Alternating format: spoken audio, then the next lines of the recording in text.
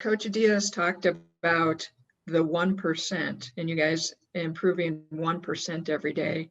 What's your 1%? Yeah, so my one more is getting up at least 200. It doesn't have to be threes, but threes or twos after each practice. And so far, it's probably been a couple weeks since you've done this, right? Yeah. I mean, yeah, we did it last season as well, but yeah. And what do you see so far? Do you see any good results? Are you getting stronger? Is your shot more efficient? Yeah, I think my shot percentage is definitely higher than it was last year. So I think my one more is definitely helping me. Hey, Tara, can you tilt your camera or your computer screen down a little bit? Yes. Just like that. Thank you. Yep.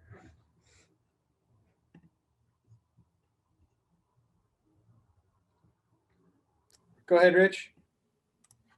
Tara, thanks for joining us. What's life been like for you over the last 10 months, being from Australia, COVID, being away from family, friends? What's this been like for you? I think it's definitely been different, especially compared to last season. But I think it's been almost not good, but I think it's given me a lot more time on my hands. Because I guess like we're home more a lot compared to last season. So I guess I get more time to do schoolwork and just like work on myself in general. But it's been good so far, yeah. What's the biggest difference, do you think? How much have you grown in the last year from being a freshman now, a little bit more mature, with more experience? Mm-hmm. I think I'm better at focusing on the detail of things. Obviously last year, especially like when you're a freshman, you make a lot of mistakes, but I think this year, I don't make as much mistakes, and I think I'm just growing as a person. I think my IQ is getting better, but yeah. Great, thank you very much. Mm-hmm. Go ahead, Ryan. And Sam is here, by the way, for everybody. Yeah, Sam and Tar, you guys, the NCAA women's basketball account called you guys the TikTok queens. How did you guys get started with that? Like, when did you decide that that was something you guys wanted to do? I guess we've been doing TikToks ever since last season. With Dominique, we had a TikTok account. It's called the Halfrikins. We just like doing it. It's fun. So we just, do it with each other.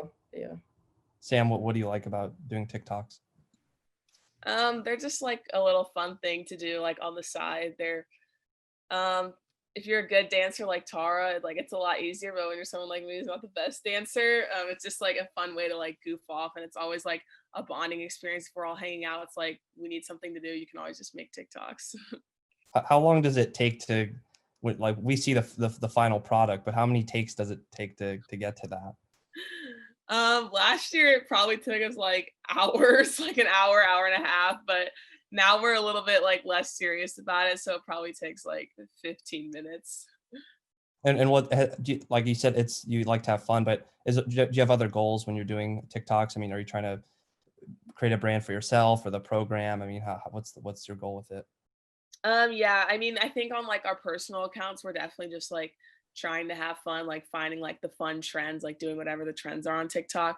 But then obviously when it's like the ones that get posted on TikTok Thursday, it's more to try and like show off like our personalities a little bit. And what's been your favorite one that you've ever done so far? Ooh, I think the most proudest one that I've done was one that me and Tara recently did. I don't know if it's been put out yet, but it was a long dance, and I'm not much of a dancer, so the fact that I could remember it all and stay on beat, I think that one was my favorite. And what makes Tara such a good partner for TikToks? She's a great dancer, and she always hypes me up even though I'm not the best dancer, and I sometimes forget the dances. She's always right there with me, hyping me up. When did you guys like first start this? Was it last year? Yeah, Dominique actually started it because she like got into TikTok first, and then I don't even know how like me and Tara got joined into it, or I should say dragged into it. But once we started like doing the first one, it was just really fun. So then we started doing them like all the time. What kind of feedback have you gotten from maybe other people that you know around the country, or just people in the sport in general? Yeah, I know a lot of other Arizona athletes do TikToks, so we all just like look at each other's TikToks and we're like, oh, like that one was funny, like that one was a good idea. But then like all of our fans, like the little kids, they love it. Like they always comment or DM us and they're like, we love your TikToks, like your TikToks are our favorite. So I think it's just a great way to relate to like the younger fans for us. Go ahead, Jay. Hey, Sam. So I asked Ari the same thing. You guys are getting a lot of attention, ranked top 10, All-American lists. You're getting a lot of attention. How do you guys stay grounded with all this? Keep your eye on, on the goal, and what kind of as a senior, what kind of additional leadership role do you think you have to take in all of that? Yeah, for sure. I think the most way that we stay grounded is just taking it day by day. Every day after practice, we rank practice of how it was based on like a tournament run. So say, oh, like we would have lost first round or we would have went to the final four, like kind of stuff like that. And obviously the goal is always like, it was a practice like we won the national championship. And obviously it's not going to happen every day and it's not going to be often that it happens. But I think just kind of keeping it like that, just focusing on it day by day, focusing on the little things and not so much about the rankings. I think that's what helps us stay grounded. But then as a leader, I think like as a senior, just knowing that like it can all be like taken away within like a day or a game. So just knowing that we have to give everything every practice and just know that like nothing is guaranteed. If we're playing a non-ranked team, it's not a guarantee win for us. We still have to treat them like they're the number one team in the country. Go ahead, PJ. Hi, Sam. I have two questions. First of all, you're the one who's known for your consistency and having a great all-around game. You stuff the stat sheet all the time, and even the deflections, which aren't in the stat sheet but should be. For someone like you, how have you improved your game this year? I think I've just gotten more confident as a leader on the court and off the court. I know now that I'm a senior, like I'm like the oldest that you can get now. There's like a bunch of people under me. So kind of just like steering them in the right direction. We're like, we do need players who are consistent, like helping everyone know their role. We don't need everyone on the team to score 40 points a game. We don't need everybody on the team to grab 20 rebounds. It would be nice, but that's just not possible. It's not a goal that we need to attain. So just kind of like helping everyone like know where their role is, like keeping them like grounded, like I was talking about earlier. So I just think like as myself, I've kind of grown in that area, but then also just, I mean, I don't want to say being more consistent because that's kind of like what I've been known for, but kind of like in my shots, like just being more consistent, being more confident, taking the shots that I need to help the team. I know Ari always tells me to shoot the ball. So I've just been trying to like work on like shooting it and being a more consistent shooter. Great. And can we have an appearance from your dog? Whenever we talk, I have to see your dog. So. Oh, yep. She is here with me. She's around? Yep, there she is sleeping on the bed. Taking a nap. Yep, that's all she does when I'm home. That's great. Thanks. Of course. Go ahead, Kim. Sam, speaking about being a senior, what was your reaction when this became kind of a free year? You could come back if you wanted to. Did you put any thought into it? You're going to put that off till later? How's that been for you? Yeah, it was definitely nice to hear the news that the NCAA was giving everyone back a year. I know they did it for obviously the sports who didn't play, and they did it for football. So it's just kind of like waiting to see like, are they going to give it to us? Because like we kind of missed the season, but then we're also like, we also played the whole season. We're getting a season this year. So it's just nice to know that like there is that option for me if like I do decide to come back. But obviously right now I'm just trying to focus on this year. There's so many different things that could happen. We're playing a lot of Pac-12 games this year. So just kind of taking it day by day and just seeing how the year goes and then making my decision after the season. Go ahead, Ryan. Just for both of you, what do you guys think about the playing with no fans this year? I know Sam, specifically you came in when there weren't a lot of fans at your games. You've seen the attendance rise steadily, and then now to not have fans in what could be your last year. I mean, how do you feel about that?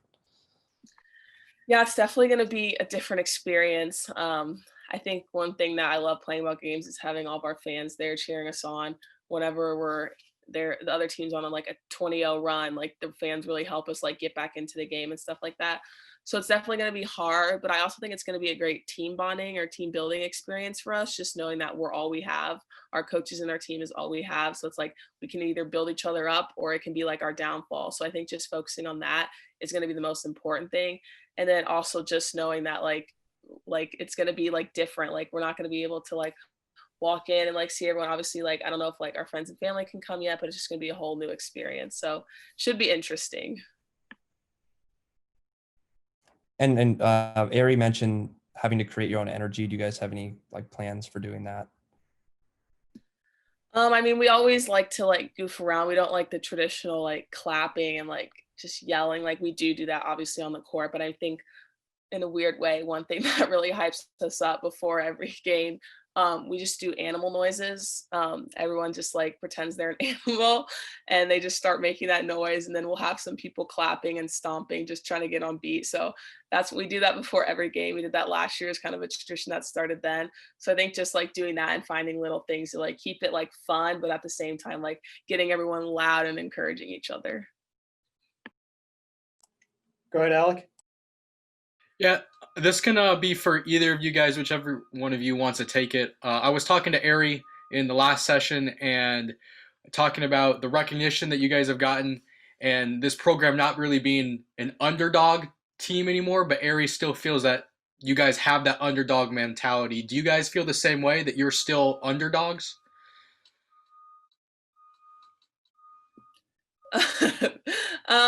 I think we'll always kind of be underdogs in a way, just because our program isn't someone like UConn where we've won 5 national championships in a row, or like we get every #1 recruited player in the country every single year. So I think in that sense, like we're still going to be the underdogs. And I know like some people respect us, some people don't, like some people have their own opinions about us. So I think just knowing that we can still have the underdog mentality. I think you kind of have to in this sense, just because every game, everyone wants to beat you. There's always a target on your back, unless you're for like maybe like 2 games for us where like we're not ranked ahead of a team. So there's always going to be a target on our back. So I think having that mentality of like, we're the underdogs, like we need to prove ourselves and show ourselves will definitely like help us in the future and in some games. Jason and PJ are the last ones, so go ahead, Jason. Yeah, I got to follow up on that. Which animal are you? And then the second question would be, when you take a look at this lineup, what do you think of all of the talent that you see? I am the cow. I always go for the moose. But yeah, I think this year is really exciting. I mean, we're still trying to find like matchups and like who's going to start, who's going to be a 6th man. I think it's great because we have so many players this year. We have so many weapons where anyone can come in and help make a difference. It's not like this is our select starting 5, like we're the best 5. It's anyone can be interchangeable and mixed in and mixed out. And we have so many different weapons. We have a lot of point guards, a lot of shooting guards this year, like so many posts who are different. We have physical, versatile. So I think it's just going to be great this year to see everyone like kind of like mix and match in whichever 5 we put out on the floor. So I think it's going to be exciting for everyone to see. Thanks. Can't wait to follow you. And last one, go ahead, PJ. Yeah, I know that you focus on what's in front of you, right? The next game, the game that you're playing, and then the next game. And you don't, Coach D always talks about not getting too high and not getting too low. But for a program that you both came into to build, right? To put them on the map, and it's what you're doing. Was there a moment when on Monday or Tuesday, I guess it was Tuesday, the days get all wrapped up into one, but was there a moment when AP came out and said, you're number 7 in the country, that you went, wow, people finally get it and they see us? Mm-hmm. Honestly, for me personally, there wasn't necessarily that moment, just because I think the moment was really last year when we were like up there and ranked. And then this year it was kind of like expected, not like, oh, like you guys have to be in the top 10, but it's like, we know we're a top 25 team and it's going to be hard this year. The pressure is going to be on.